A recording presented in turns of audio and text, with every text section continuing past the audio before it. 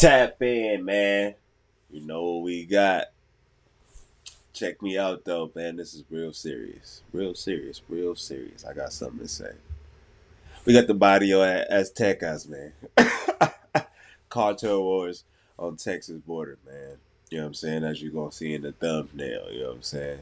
So y'all tap in. We about to get right into it, man. It's your boy, Blueski, Blueski, Blueski, Jew Blueski. Let's get into it. Me preguntaron mi nombre y también mi procedencia. Yo les dije. See, the thing about it is this, though. One thing about it, in Mexico, they do not play. No se va. You feel me? That's my song. No se va, no se va. Man, they don't play. Palabra, homie. Soy de Juárez, ahí no piden licencia. From 2004 to 2005, an El Paso resident named Gualberto Marquez, aka Bird, sold approximately 300 to 500 kilograms of cocaine every single month, with the help of a drug cartel and connections south of the US-Mexico border. But it was still quite a surprise to him when a man named Jeff Andes, who was Bird's boss in the cocaine business, showed up to Bird's house with duffel bags containing more than 200 pounds worth of US currency, then simply left. It took US Bird currency. 2 whole days of doing nothing else but counting the cash, which came out to $11.8 million. Bird had just found himself in a position that only a small percentage of human beings ever experience. Exactly. Let me say this real quick. Imagine having all that cash on hand. 11.8. What you doing with it? Get in the comments, man. You gonna be like Bird? He loaded the money into flat tires of courier vehicles and sent it down south to the notoriously violent border of Juárez, Chihuahua. If there was any temptation to take the money and run, it was surely tapered by this. Bird and his cohorts in the cocaine business were part of something known as the Barrio Azteca, a gang in Texas that has become synonymous with brutality and death. Is Barrio, or Barrio? Barrio Azteca. In the gang world, the Barrio Azteca is something akin to a private army. Look at bro. It is well funded. It has the backing of the Vicente Carrillo Fuentes drug trafficking organization, also known as the Juárez Cartel. And its members had figured out how to take advantage of both the Mexican and United States legal systems to commit murders, kidnappings, and torture with near impunity. Until one particular violent crime in March 2010 changed everything. To give you a glimpse into this bloody tale of two cities, we've poured over thousands of court records, obtained actual photos of the crimes and peoples involved, and tracked down first-hand accounts from numerous sources on all sides of the law, including one... Aztec Pride. Aztec. To all my Hispanics out there, man, let me know about the Aztec Pride, man. I have to believe that's your history or whatever. You know what I'm saying? I know, like, you know, again, being locked up, I understand that they use the Aztec, you know, as their history. So you feel me? Get in the comments. Let us know about that history, man. Shout out to my Aztec warriors. You feel me? Shout out to my Hispanic brothers, man. You feel me? Brown Pride, man. Of an infamous hit squad who admitted responsibility for nearly 1,000 murders. This is the story of how a handful... Damn. Oh, wait. You see? Kids getting this type of game. This is what happens. Incarcerated in the Texas prison system, formed a small, ragtag group that evolved into an empire of narco-traffickers and trained hitmen that has caught the attention of those in the highest levels of American government. This is the Barrio Azteca. Here at the Score Bet, it's not just a tournament, it's personal. We've got the easiest way to bet what you believe. No fluff, no gimmicks, just clean lines, fast. Our story begins in 1986 in the Texas Department of Criminal Justice, when a group of West Texas prisoners who were mostly from the El Paso area banded together to form what would become the Barrio Azteca. Like almost every other prison gang, the Barrio Azteca was formed from a need for self-protection, as groups like the Texas Syndicate and the Texas Mexican Mafia were dominating the state prison system. Oh, snap. So the Mexican Mafia was already dominated back in the 80s in Texas?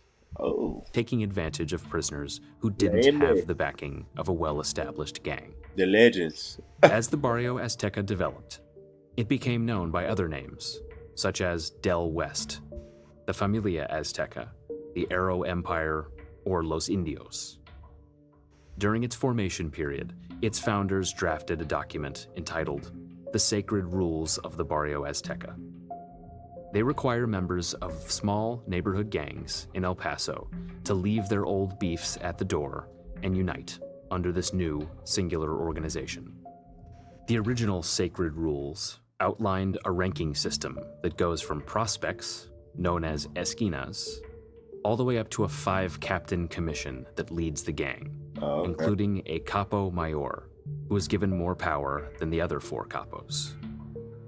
The Sacred Rules specifically outlaw cowardice, encourage members to speak up and voice their opinion, and include this dire warning: once you become a brother and in case of war, you will have to go against your own blood. Think carefully before making the final decision. This rule was no joke. During the events that we'll cover, there were indeed incidents where a member ended up attempting to kill their own flesh and blood. Despite the obvious risk of keeping written records of criminal activity, the Barrio Azteca lives and breathes on the written word. This is true not just of communications from its incarcerated leaders, but also the drug trade, as well as its membership. Since its foundation, the Barrio Azteca has grown to an estimated 3,000 members, mostly based in the neighboring cities of El Paso and Juárez, so its leaders rely heavily on the written word to keep tabs on its membership. New members are brought in by padriones, or godfathers or sponsors, translated roughly, who vouch for their suitability and are often held responsible for their mistakes. Once someone is granted membership, they become a soldier, with the potential of making sergeant, lieutenant, or maybe even captain if they prove their worth. For much of its history, the gang's brain trust existed in a place called the Caulfield Unit, a high-security Texas prison that housed not just high-ranking Barrio Azteca members, but leaders of other prison gangs as well. Within the confines of the prison, Barrio Azteca captains and lieutenants keep lengthy lists of members, as well as another document known as the Muleta List, which documents ex-members who've been given a green light to be assaulted or killed.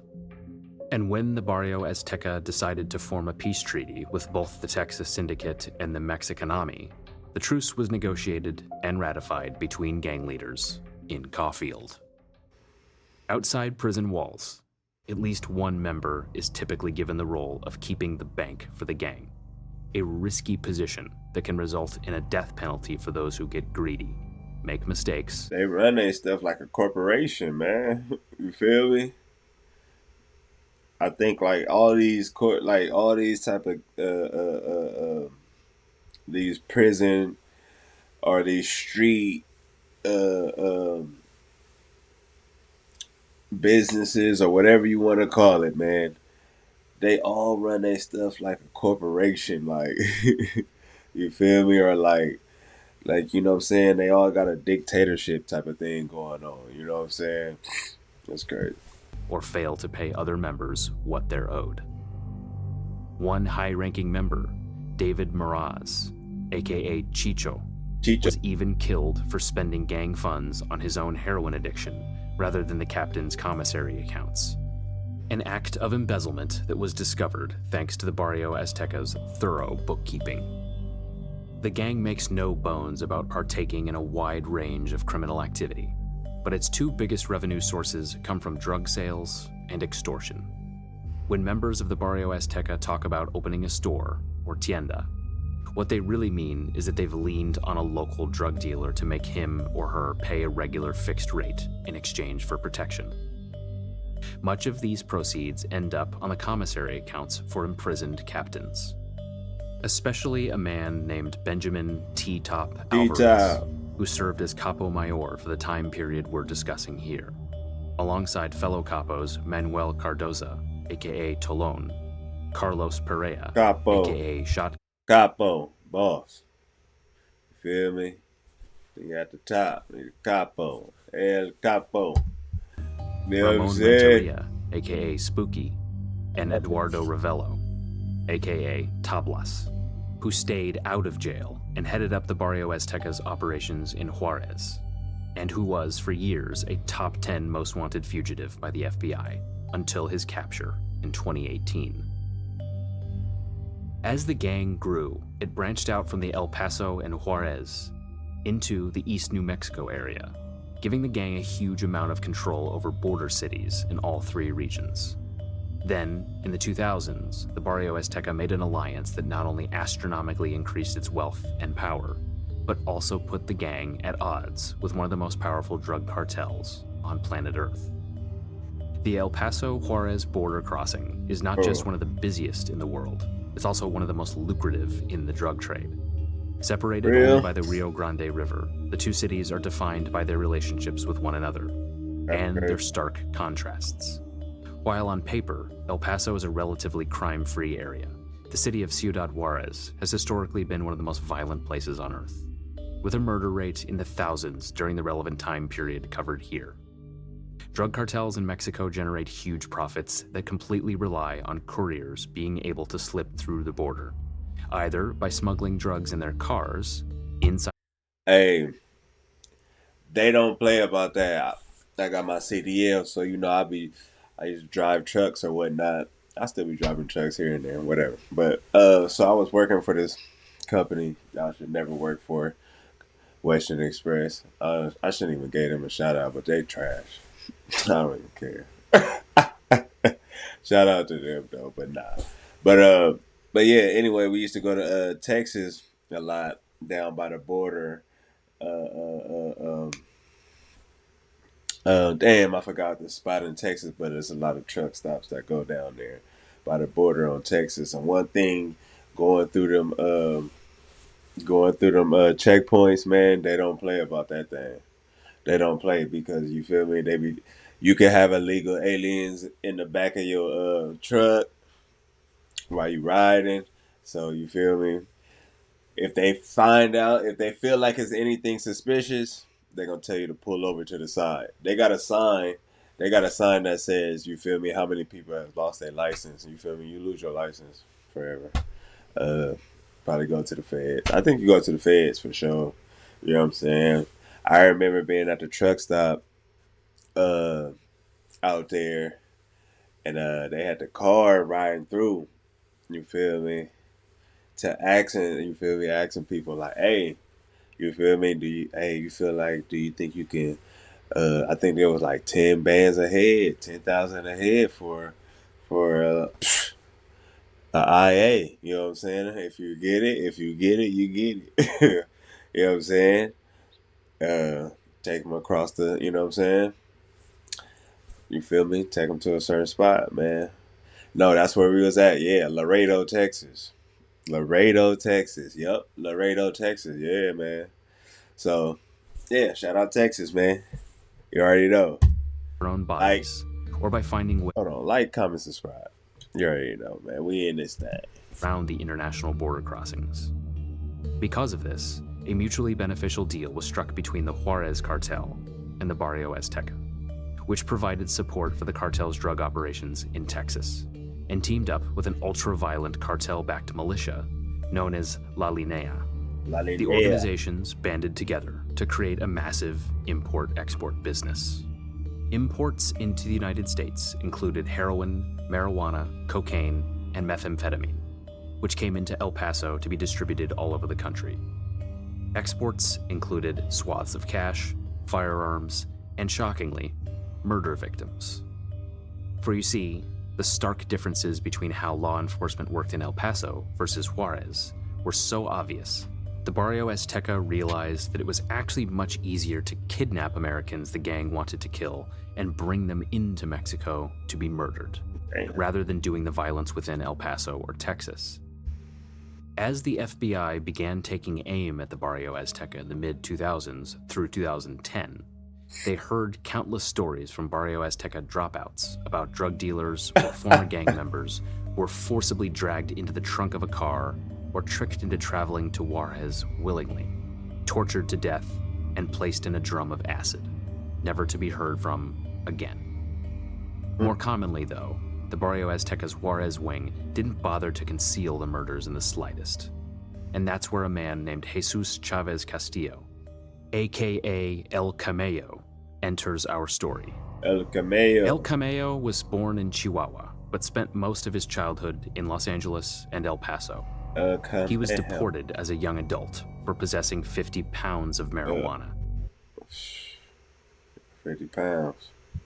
And after another arrest, was sent to federal prison in Oakdale, Louisiana, which is where he first became associated with the Barrio Azteca.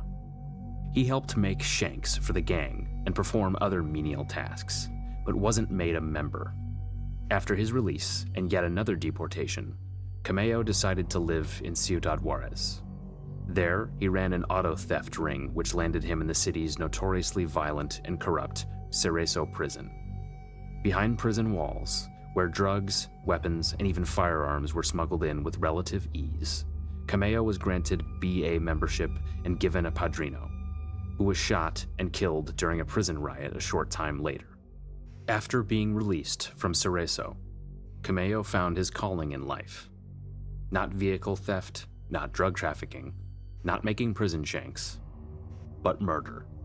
Oh. Camello's first killing was for a BA member named Margarito, who ordered the victim beaten with a baseball bat and stabbed to death over a drug dispute.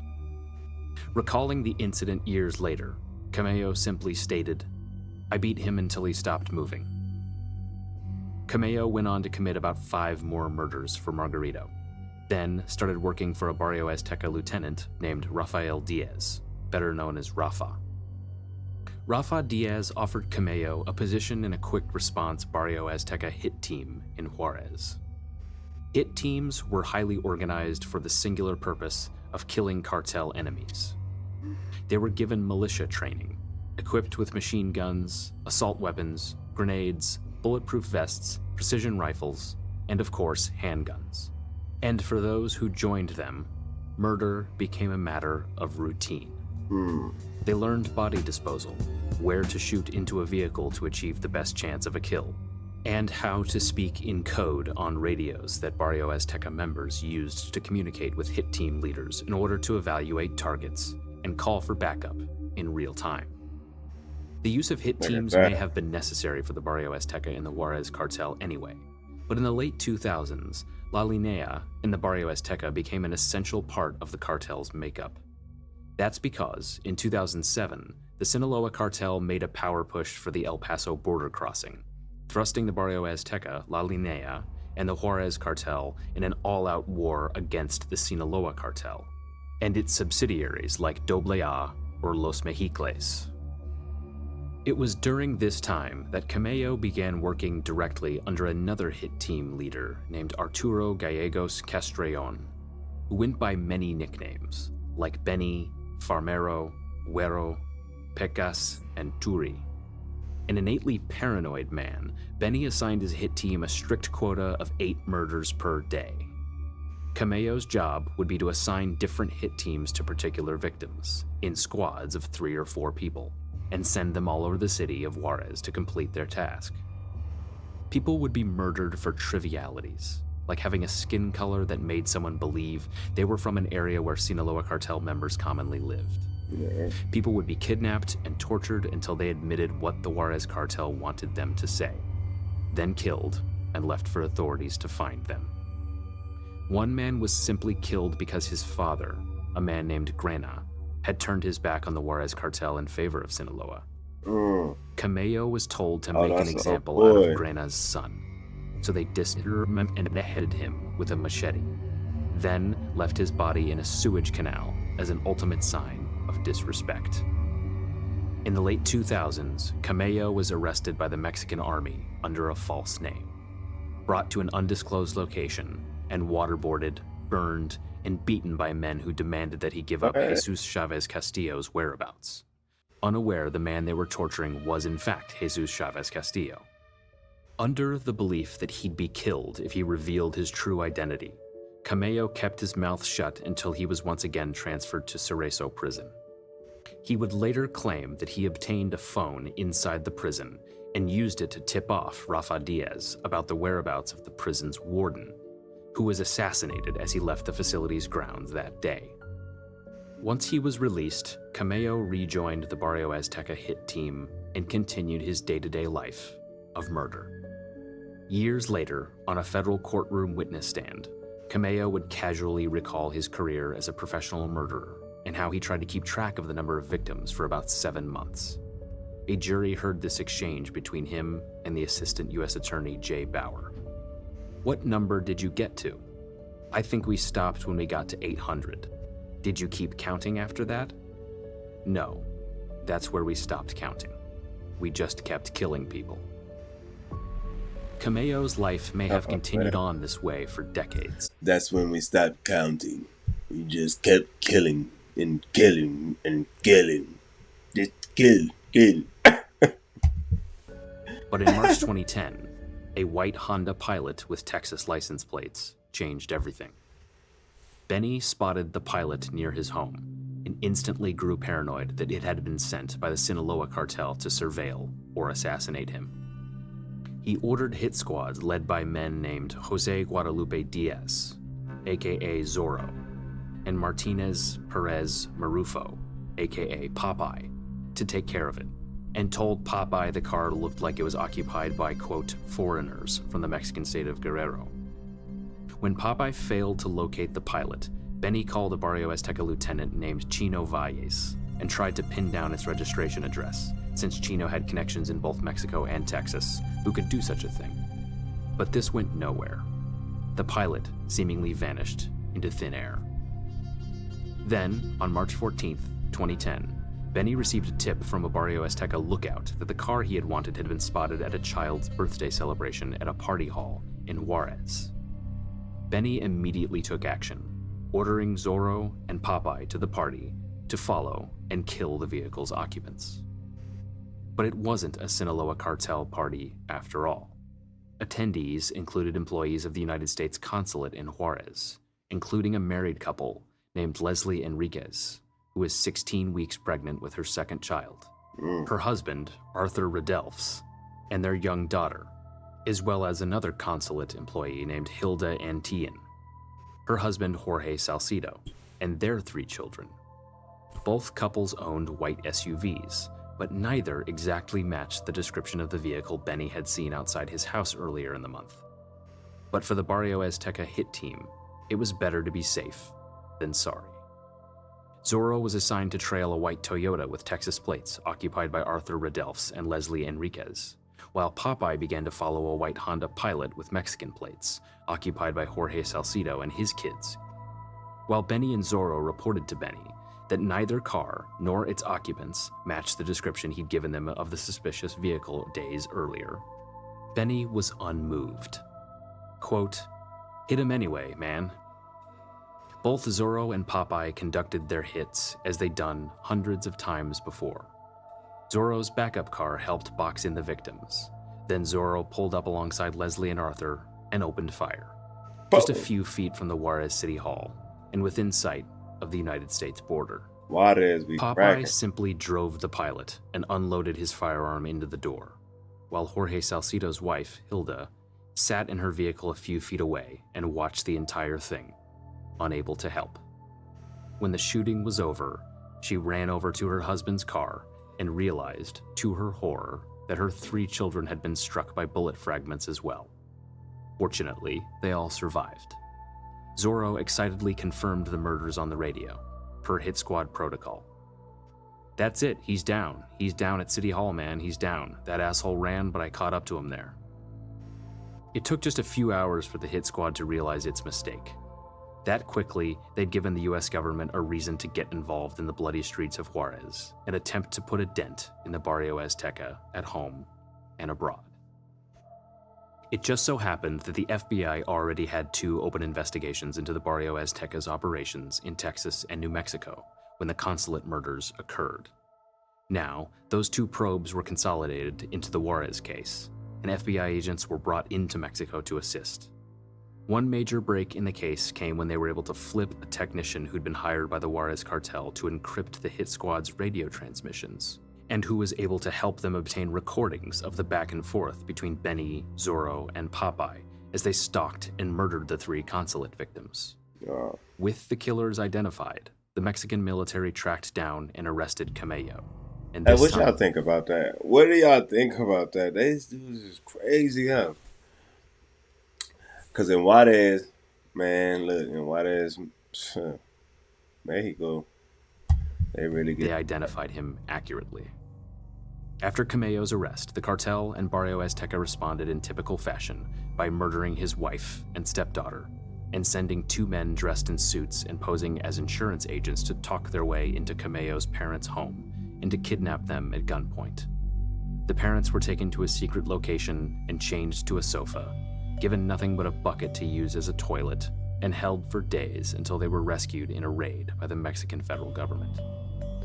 After that ordeal, Camello vowed revenge, and with pending extradition to the United States, he opted to use the only real card left in his deck. He would cooperate with the FBI and take the witness stand whenever they needed him. Even if it is the last thing I do, I'm going to fuck all of them and also everything they did with you guys. I'm going to get all of them. Not one of them is going to get saved. Oh, shit. At this point, the FBI had already led a massive prosecution of the Barrio What did you say? Azteca. Opted to use the only real card left in his deck. He would cooperate with the FBI and take the witness stand whenever they needed him. Even if it is the last thing I do, I'm going to fuck all of them and also everything they did with you guys. I'm going to get all of them.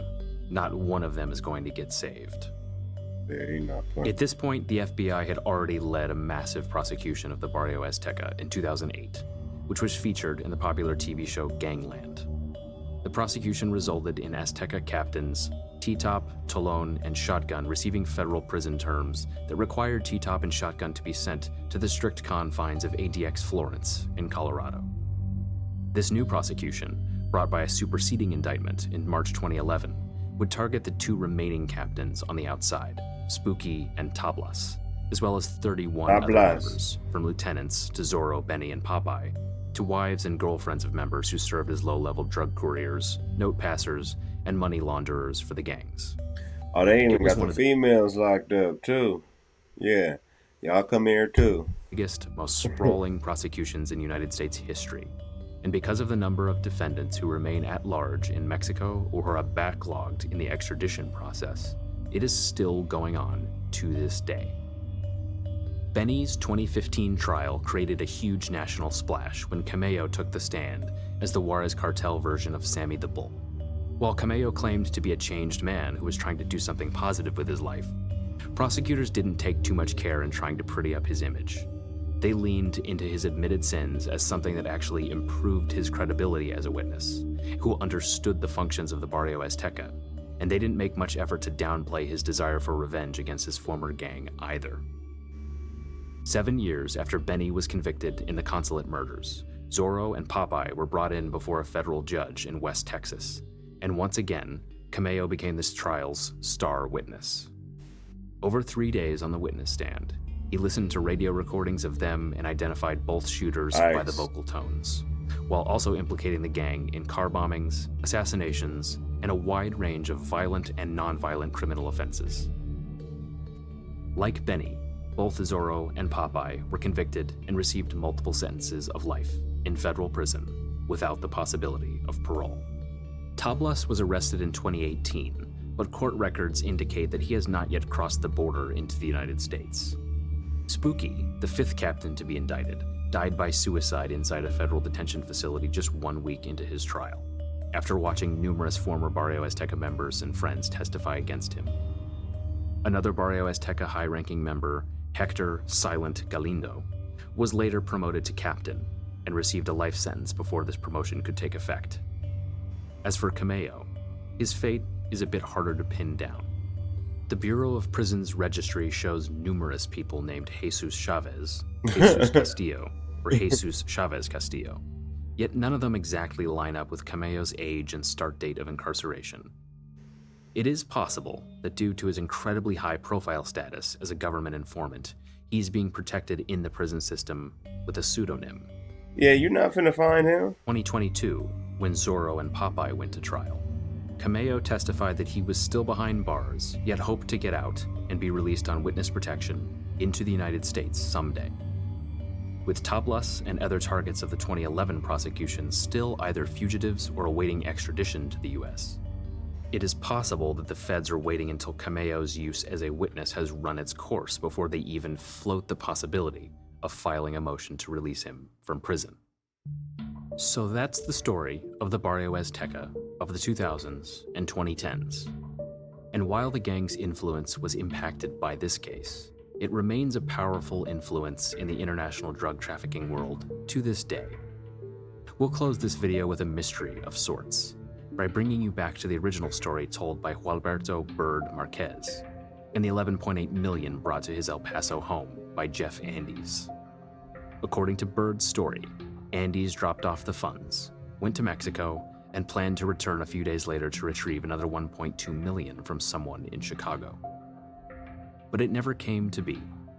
Like so many others during this time, Andes seems to have vanished into thin air, never to be heard from again. Bird said he assumed Andes was just another victim of the high-stakes world they both inhabited. But it seems unlikely that his exact fate will ever be known. All right, we're going to end it right there. Barrio Azteca, the Texas border. Juárez. You know what I'm saying? Y'all could tell, man, my Spanish is pretty good, huh? Nah, man, but y'all get in the comments, let me know, man, what y'all think about that, man. Me, honestly, personally, I'm telling you, they get down different. They get down a little different. I know we do the LA gang route and this route, but bro, when it comes to like the border and cartel and stuff, that's like mafia. That's like mob and all that. Like, you feel me? They not playing, as you can see. You feel me? But y'all get in the comments, man. Y'all let me know what y'all think. You feel me? Anybody from Texas, y'all get in the comments. Y'all let me know what y'all think. You feel me? All my brown brothers, black brothers, Asian brothers, white brothers, Middle Eastern brothers, Armenian brothers, any type of brothers. If you something on the scene, you already know, man. You right here with your boy, man. All my fees and all my good females, you feel me? All of y'all, you feel me? Whites, that, this, that, Hispanic, black, you know, I like that. It's my place to be in your face. You know what I'm saying? All my females, if you something on the scene, you right here. If you nothing on the scene, you know where you at. Get up out of here. Let's go.